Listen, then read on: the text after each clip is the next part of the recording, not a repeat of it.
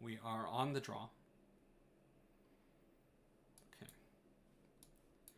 So we got Mana Dorks, we got a couple of lands, and we have Stoneforge. It's not nice that I have this in hand, but I can use this to go get a Batter Skull. Remand to protect against something nasty. Sure. Sounds fine to me. There is a Swamp. No turn 1 Thoughtseize, though, so good to dodge that. Ice Vanquaddle, I really like that. I'm going to put out the Birds of Paradise because I'd rather the bird die instead of the noble if he has like a Fatal Push. Our opponent doesn't seem to have any turn 1 play. He is on Dimir. Is it possibly Mill? It is Mill. So Mill could help me out a little bit.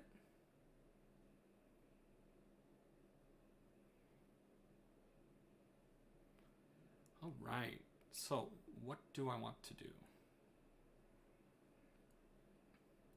This fetch land now becomes a liability because if he has Archive Trap, which mills 13 when I search my library for something, same with the Stoneforge Mystic, it could be a big problem. So what I think I want to do is play out the Noble Hierarch, and then next turn I can play out the Teferi, crack the Windswept Heath safely because he won't be able to play any spells at instant speed. But is that too weak of a turn to just play out one card? Maybe. Let's find out. I could attack. I'm gonna, just in case something really disastrous happens, I can always crack this, go get a blue source, and remand something really big. I'm not sure what the mill deck would play that would cause me to do that. I think I like my plan of getting Teferi out with these cards. Okay, he's going to mill me for 8. Do I hit an Uro? Somehow I've missed my 3 Uros. The deck is only playing 3 for budgetary constrictions. I did rent the Teferis and the Uros, and it ate up a lot of my budget. Now, unfortunately, I don't draw a land here, but maybe I'll draw one off of the Teferi.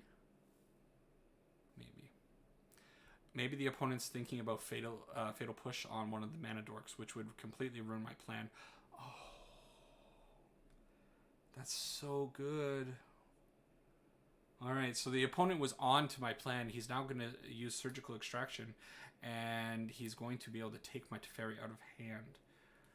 So what do? I don't like that. I'm going to cast Spell Queller and get that, get Surgical Extraction out of my, off the stack. Get out of there. I don't want that card taking my Teferi. It's too important to me. But obviously now I'm signaling that I do have a Teferi in hand. I'm going so far to protect it. Okay, let's hope that the opponent doesn't have much else to answer. He's down to 4 cards now with the draw on this turn. I'm still not going to crack this because I am quite afraid of an Archive Trap. I am down to 32 cards, and Archive Trap being 13 cards is massive. Okay, well, he had a second Surgical Extraction. Hurts quite a bit.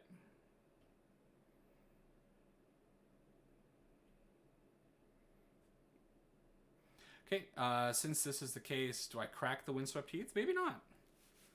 Maybe I just leave it until I draw another one, and then maybe later on I'll want to draw, or I will want to crack another one. I can do it all at the same time. Doesn't matter. He's down to 1 card though in hand. That's not relevant for anything. Mesmeric Orb is going to mill me fairly quickly, and he is at a very healthy 20 life, so I'm going to have to do a lot.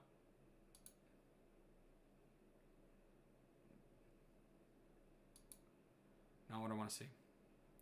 So what I'm thinking now is I can maybe play out this Sword of Fire and Ice. Next turn, equip it to the Spell Queller and get a little bit of extra damage in each turn, start drawing some cards. Tapping these 3 and attacking with the Spell Queller this turn is going to mill me for 4. But, yeah. kind of stuck.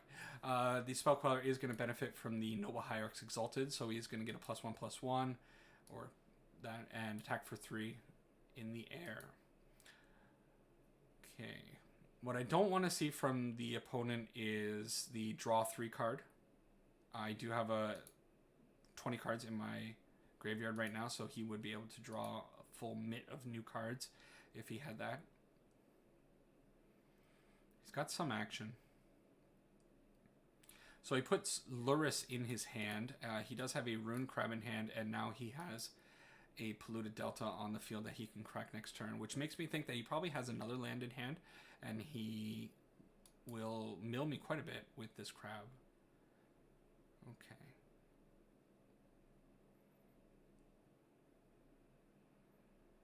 Okay, that's a okay draw. We do find the Uro in the graveyard, but the Uro right now is... Well, if I take the Uro out of the graveyard, that will get me under 20 cards, which is the requisite that he needs to draw 3 cards. Requisite? The required amount of cards in my graveyard that he needs. I think I'm just going to stick to my game plan, load up this Spell Queller. Get the Noble Hierarch in for a little bit of extra damage. And he is going to attack for 6 + 2 from the Sword of Fire and Ice trigger.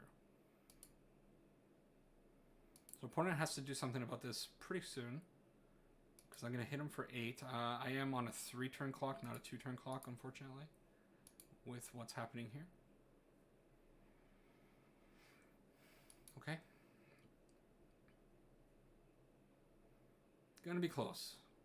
The Sword of Fire and Ice is also kind of working against me because it is drawing me cards right now, and my opponent does want me whittling down my my deck. I'm down to 21 cards in deck right now, and I'm going to lose 4 more from these 4 on tapping with the Mesmeric Orb out. I imagine he's going to use some of this mana to tap for Lurrus, but it's a little bit awkward because he can't use this blue mana for Lurrus. So what he's going to have to do is tap or fetch this first, which is kind of going to ruin his Rune Crab a little bit, his Rune Crab plan. He might actually... Oh, that's also very interesting. I didn't consider it till now. That's going to be the 1 life I'm missing to have him on a clock. So now he's down to 8. He needs to do something about this Spell Queller.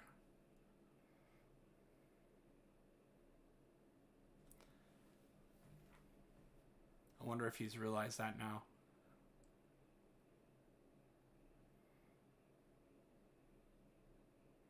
Nope, he's sticking to the Lurrus plan, so probably going to bring the Rune Crab back from the graveyard. Lurrus allows him to cast a 2 CMC or less permanent from his graveyard each turn, and I'm assuming he's going to have a land drop here. No, oh, okay, so he can use this to return Cloud to his hand, and he's going to mill me for 3. But now he's down to 1 blue mana. I don't know what he can do with 1 blue, considering I have protection from blue, and I'm going to hit him for 8 this turn. Unless he gets rid of one of my Noble Hierarchs somehow, but I don't know.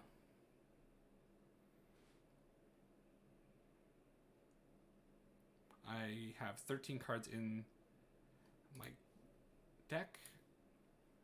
Just attack?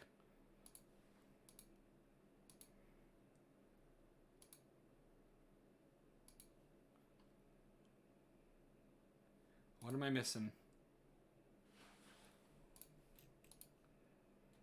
2 damage to your face. Okay, we get there. Pretty neat. I don't know if not cracking this Windswept Heath actually affected the outcome of this game. He did have 1 card in hand the whole game that I'm not sure what it was. It could have been an Archive Trap. Let's just imagine that me playing around it was absolutely genius, and I'm fantastic at this game. I like that thought. So, Veil of Summer, 100% coming in, because Veil of Summer is basically anti-black and blue. Next, there is argument for Ashiok to come in, because Ashiok stops players from searching their libraries, or stops opponents from searching their libraries, rather.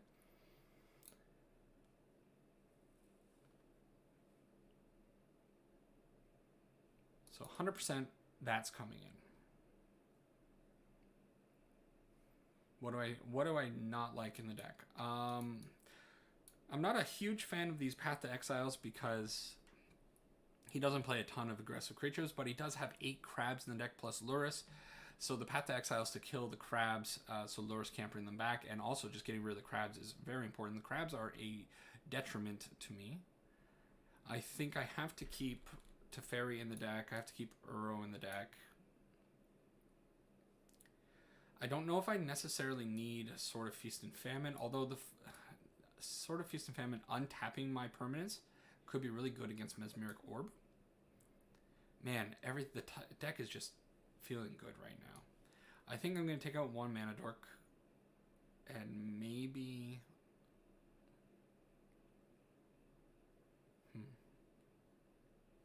Maybe 1 Ice Fang. And now, do I really need this? Target player mills target player mills 4 cards, then exiles their graveyard. The opponent exiles their graveyard. I don't know.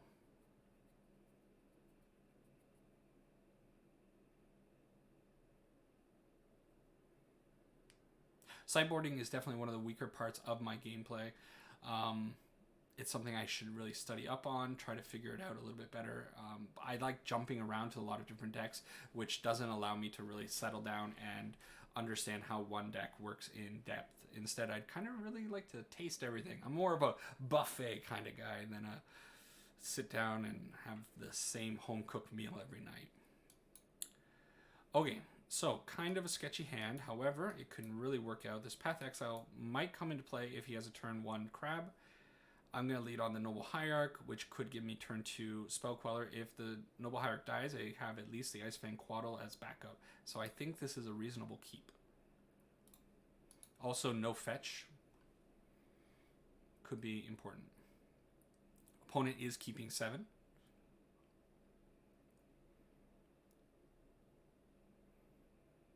Opponent taking his time with something. It's turn 1, bud. Just play out your land. Come on. Maybe he's considering whether or not he wants to lead on a crab. Sometimes it's okay to hold the crab back to turn 2. Okay. Polluted Delta for our opponent, untapped. Or, sorry, uncracked. Got a lead on the Temple Garden. This was a nice draw because now I guarantee to have mana for Spell Queller later, even if this Noble Hierarch gets killed. And I'm not fetching for it. Okay, he has the Fatal Push. So I think now I'm on the Icefang Quaddle plan with Veil of Summer backup. Pretty great. I don't really care about my life total too much in this matchup because Mill... I'm not sure if Mill has a way of actually dealing damage to me. Really, their game plan is streamlined.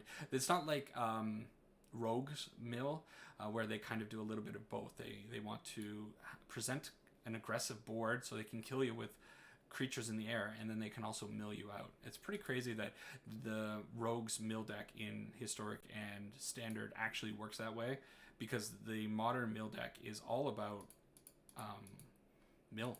It's full on get your opponent's deck into the graveyard. Nice. So Veil of Summer is going to actually blank some of his mill cards, and we draw another non-fetch. Very nice. So now I can hold up Veil of Summer and Spell Queller this turn, attacking for 1, whatever, and then next turn I can hold up both in the same turn.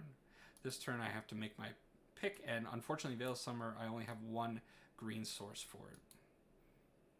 But drawing both of these is pretty amazing. This card, I'm a little surprised it still exists in the format. Obnoxious. So he has the Maddening Cacophony. Each opponent mills. So this doesn't actually target me. So in this case, I think I'll just go with the Spell Queller. Some of his mill cards directly target me, and those are the ones that I probably want to play the Veil of Summer out, because I do believe it says you and permanents you control get hexproof. He is, though, going to counter it, which is fine. So he wasted a counterspell. Didn't waste. He used a counterspell, and used a counterspell and only got 8 cards in the graveyard. Now he does have Soul Guide Lantern on the battlefield, allowing him to exile my graveyard if he so wants to. Now I don't have a second green card, but if I do draw a green card, I'm certainly going to go try to play out this Uro. He might crack it and get rid of my graveyard first, though. Okay, so this card kind of works against his game plan of having 20 cards in my graveyard. Although it also works if he has 20 cards in his graveyard for the card that lets him draw 3 cards if that condition is met. I will play out a basic Plains, hold up the Spell Queller and the Veil of Summer, and just attack for 1. I don't feel too threatened right now, and then once I kind of establish a board with this Spell Queller and the Ice Fang, it's going to give a decent enough clock that I might force my opponent to do some desperate things. So he puts Lurrus in his hand. I could value Queller right now. I imagine he's going to play out the Lurrus so he can play the Soul Guide Lantern next turn, but I can always path to exile the Lurrus. You know what? I'm going to value Queller. Get out there. You don't always have to counter things, bud. Okay. Going to make him think I took all my fetch lands out of the deck for this. It would be real nice right now if I can fire off one of these Veil of Summers. I might actually just fire off one as a value Veil and draw a card. So he has a Rune Crab. Does that mean he's not playing the Lurrus that he put into his hand this turn? That's what that means. So it says if your opponent has cast a blue or black spell this turn, you can draw a card. And I think that's exactly what I'm going to do because he played this out. And this gives me Stoneforge Mystic.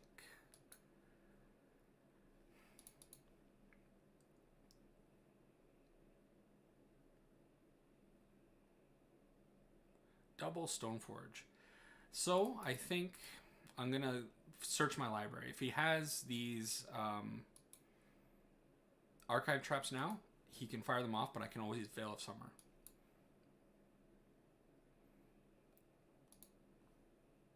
I'm going to go get both.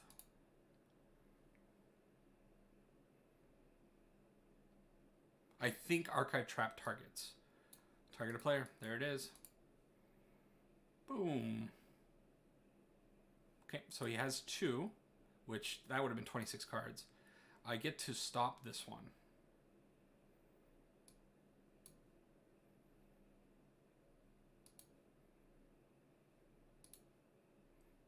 And I also am going to go fetch. Oh, he got rid of the sword. That's fine.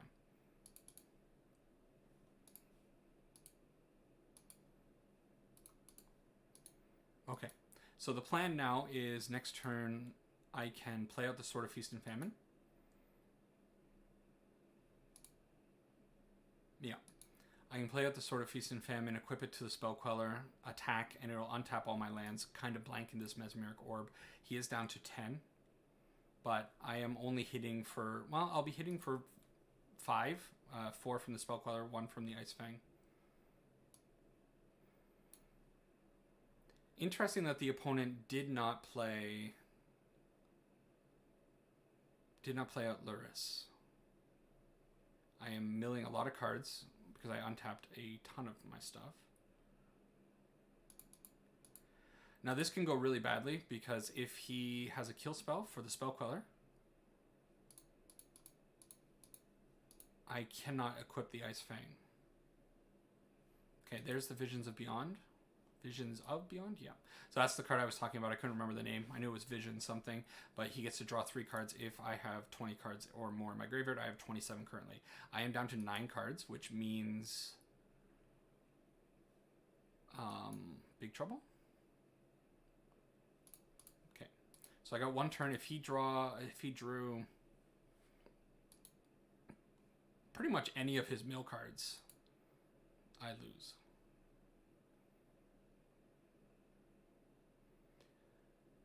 Oh. So I totally misunderstood how Mesmeric Orb works. Mesmeric Orb doesn't work at your upkeep. Instead, a Mesmeric Orb whenever you untap.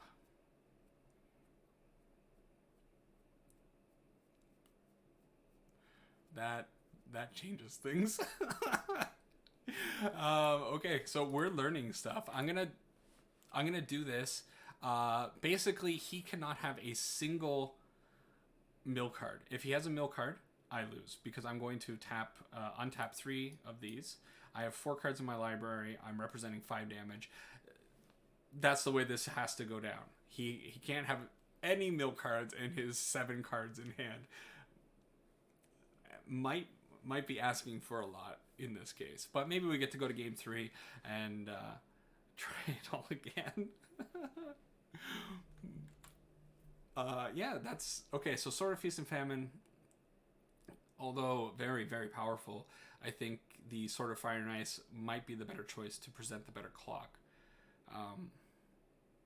He is taking his time. He really should just fire off whatever he has.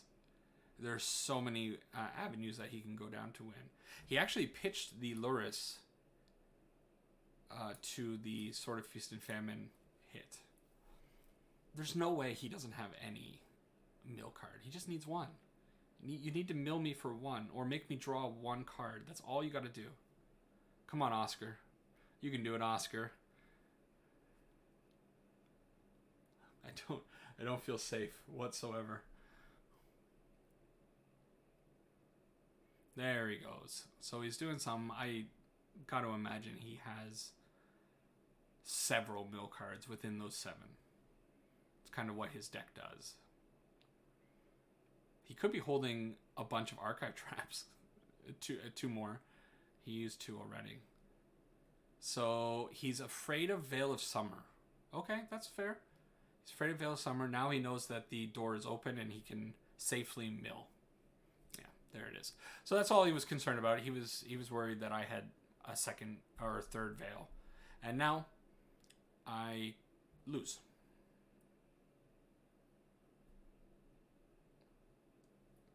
He could just pass the turn. It's irrelevant at this point. Unfortunately, in the sideboard, I don't really have a way of dealing with this the Mesmeric Orb would have got me too. Okay. So I mill my last card. I go to draw my card for turn, and I lose. Okay, that was close. It's close, very close.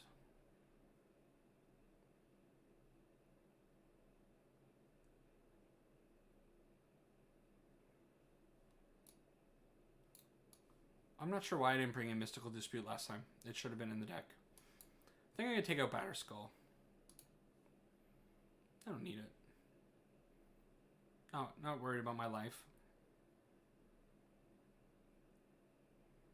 Certainly this card should have been in after game 1. I just overlooked it.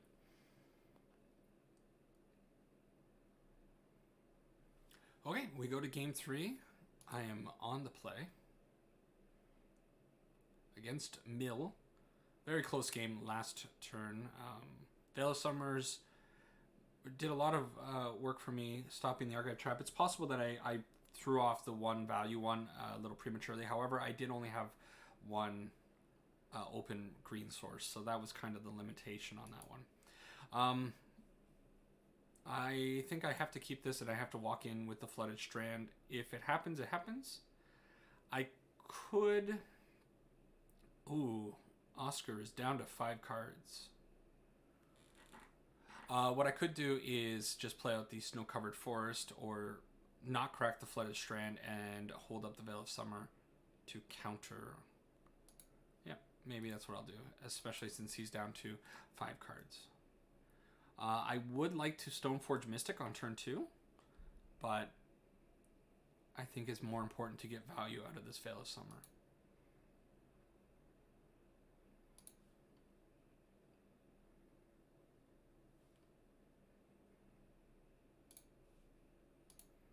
Okay, 2 fetch lands.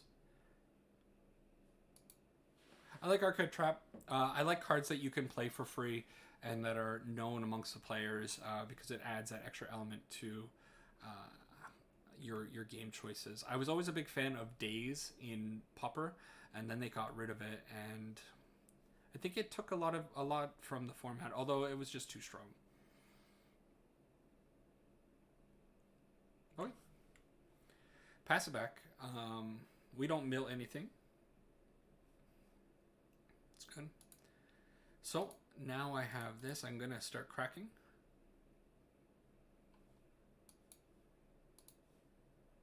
Grab a hollow fountain. We're going to take a bunch of damage this turn. All right. He might have a second one, but he's down to 3 cards. Okay, he did in fact have the second one. Do you have the third one? I've had mill games where I have had 3 archive traps, and oh boy, does it feel good. And we may as well continue searching, so throw out the Stoneforge Mystic, and I think, well, I only have one choice because I milled my Sword of Feast and Famine. There it is. Okay, we're going to mill 3 cards on our upkeep. Opponent is down to 3 cards in hand, and I do have an Uro in the graveyard that I absolutely can cast unless he removes it this turn. I think it's probably the best play to put out the Uro. He might be... Oh, well, that's not going to happen. So the new best plan is put out the Temple Garden, pass turn, put out Sword of Fire and Ice on his turn, and Ice Fang Quaddle. I imagine he's going to crack this and exile my entire graveyard very soon, but he is down to 1 card. He could draw a card with that, but it's no way he's going to do that. I think I put 2 Uros. He exiled 1 already, and there's still 1 more in the graveyard. So he absolutely has to exile my graveyard now or at the start of my upkeep.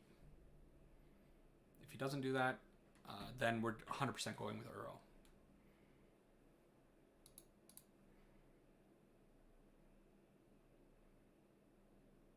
Maybe he's banking on me not having the 4th land to bring back Uro. No, he's not going to take the chance. And I don't think he should have. Okay. So, plan has not changed. What land do I want to put out? It doesn't matter. Okay. So, on his end step, I'm going to use Stoneforge Mystic to bring out the Sword of Fire and Ice. She has an activated ability that says pay 1 and a white, tap her. You can put an equipment card from your hand onto the battlefield. Basically, it's just giving Sword of Fire and Ice discount of 1, and it's allowing me to put it onto the battlefield at instant speed. He does put Uro into his hand, which is pretty good because he does have a Mesmeric Orb, a Soul Guide Lantern, and a Hedron Crab in the bin. Okay, and we bring out the Quaddle because that's the person we're going to be attaching the sword to. Quaddle draws another Quaddle. These guys are going to be a little bit of a liability because of the redraws. And also the Sword of Fire and Ice is going to be redrawing me stuff.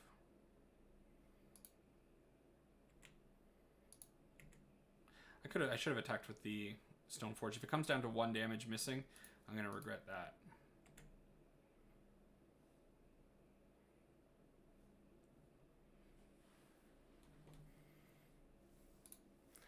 These Stoneforge Mystics are kind of useless now because I don't have any more land or any more equipment for them to go search for.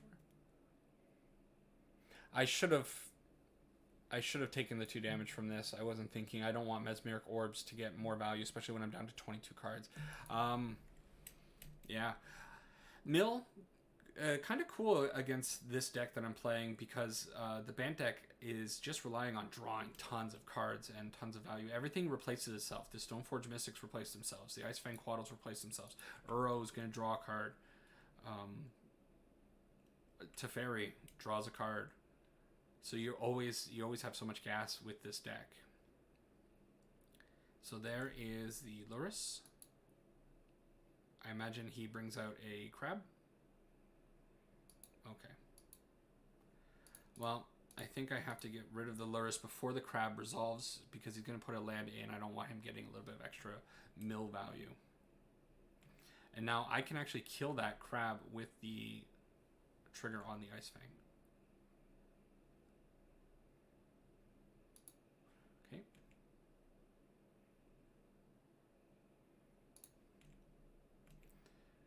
So now I have another choice. 16 cards in the deck, not a lot. 15 cards in the deck. Opponent is at 2 cards in hand. I could bring out the Uro, but the Uro is going to draw me a card, and it's going to force me to tap my mana. Right now, this Mesmeric Orb is only pinging me for 1, but it's also not producing enough damage as is. Well, it is a 2-turn clock, because on the last turn I can put out a Noble Hierarch, get an extra bit of damage in. If I bring out the Uro, it turns into a 1-turn clock, because I will be representing lethal this turn, and he'll have to kill me.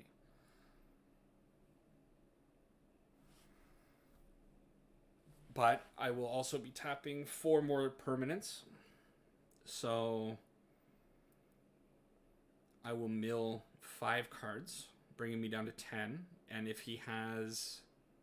He specifically would have to have Glimpse the Unthinkable, which mills 10 cards. If he has Maddening Cacophony, it's 8. If he has an Archive Trap, it's 13. It's over. Huh. Tricky.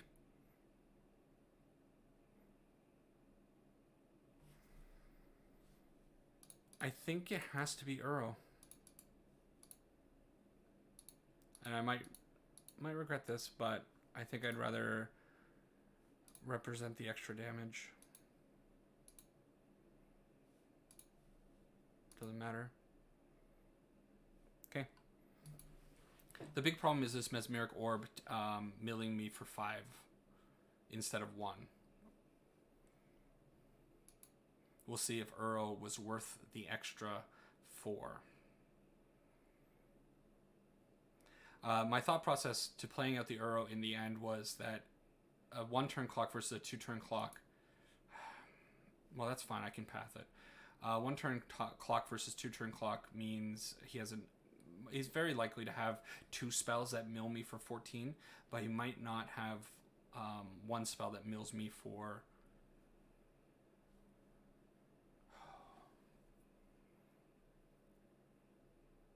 Okay, he's all in on this crab. He's going to return the Oboro Palace to his hand. If I path the crab now, I have to path the crab now, even though it's going to result in me milling 1 more card on my upkeep.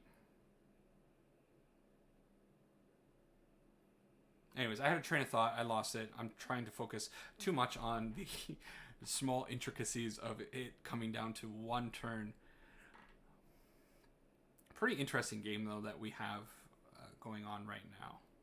Pretty crazy that the amount of power that we played within 6 turns. Now, he could Field of Ruin me, because he does have floating mana. So if he uses Field of Ruin, 1 card will come in. He'll at least mill for 3. Yeah. But he needs to have 1 in hand. And if he has a land drop, I think, this turn. He was hoping to replay the Oboro. Okay, he's going to use Field of Ruin, I think.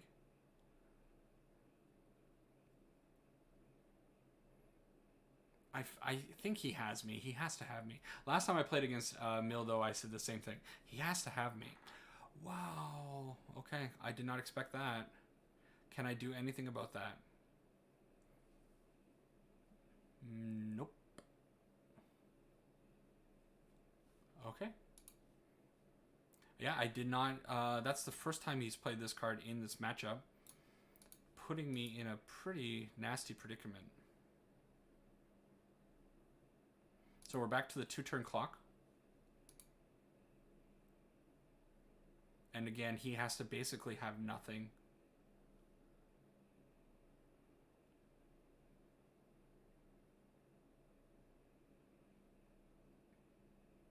Okay. I'm very fine with that. So opponent is top decking.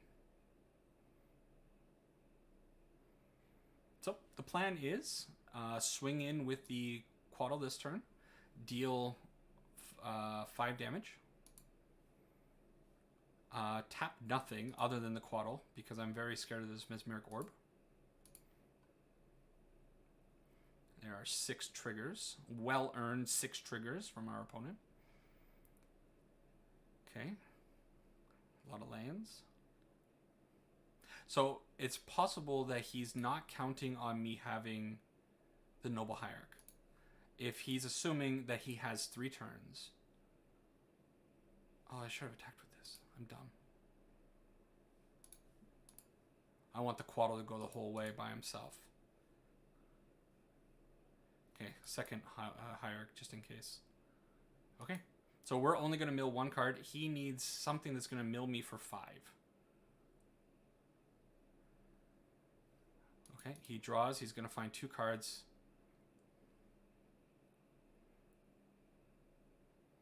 What does he find?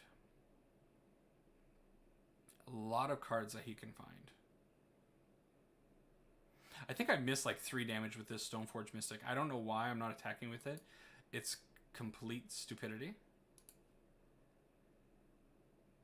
Okay, this it comes down to. Does he have an instant speed mill card? I don't think so.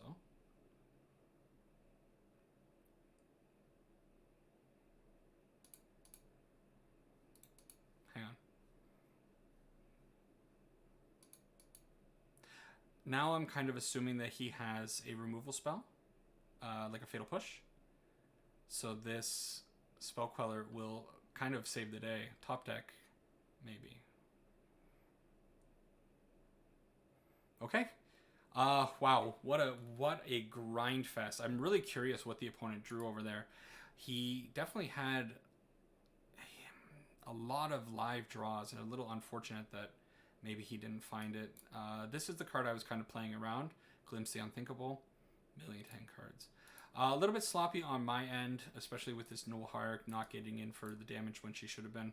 I was playing her like I had a Noble Hierarch on the battlefield. Just stupid.